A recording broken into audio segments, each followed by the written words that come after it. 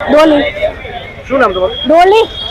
શું કહેશો આજે વિસ્તારવાસીઓ જે છે વોર્ડ નંબર 11 ના રસ્તા ઉપર ઉતરે છે, શું કારણ છે? કારણ તો હોય ને, રસ્તા તો જોવો તમે, ખાડા ખબડા વાળા. કેટલા વર્ષોથી સમસ્યા?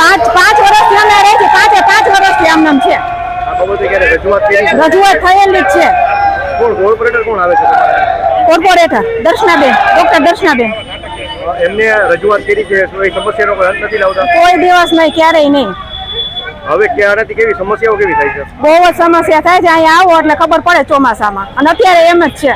હવે શું માંગ છે તમારી? અત્યારે એમ જ છે, હું તો કહું છું, અત્યારે એમ જ છે. હવે શું માંગ છે?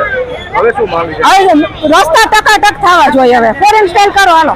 શીતલ, હું રહું છું નાના મવા રોડ પાસે, રૂક્ષ્મણી હાઇટ્સ મેઇન રોડ ઉપર રૂક્ષ્મણીમાં રહું છું. શું સમસ્યા શું છે? વિરોધ કરો છો? સમસ્યા એ છે કે રસ્તાઓ આજે ચોમાસા પહેલા ખોદેલા છે અને એટલા 1 ફૂટ ઊંડા ખાડા પડેલા છે રસ્તા ઉપર ને સાઈડમાં જ. જે એક્ટિવા લઈને કે ગાડીના ટાયર નીચે વહી જાય તો ગાડી પણ ઊંધી પડી જાય, અથવા તો એક્ટિવા વાળા પડી પણ જાય છે, અને હું પણ પડેલી છું 2-3 વખત. એના માટે એ સમસ્યા લઈને આવેલા છે. હા, બહુ બધી વખત રજૂઆત કરેલી છે. કોર્પોરેટર કોણ આવે છે તમારે?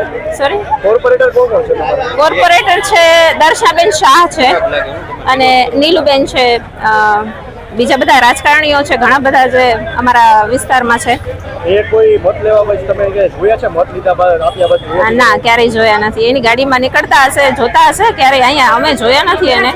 અમારા હવે માટે શું માંગ છે તમારી? અમારી માંગ તો એના માટે જ અમે ભેગા થયા છીએ કે રસ્તા સરખા થાય. કેટલા વખતથી કમ્પ્લેન કરીએ છીએ, કોઈ જવાબ દેતું નથી, એટલે અમારે રોડ ઉપર ઉતરવું પડ્યું. હવે જો માંગ નહીં સંતોષાય તો શું? માંગ નહીં સંતોષાય તો સરકારને ખબર જ છે શું થશે.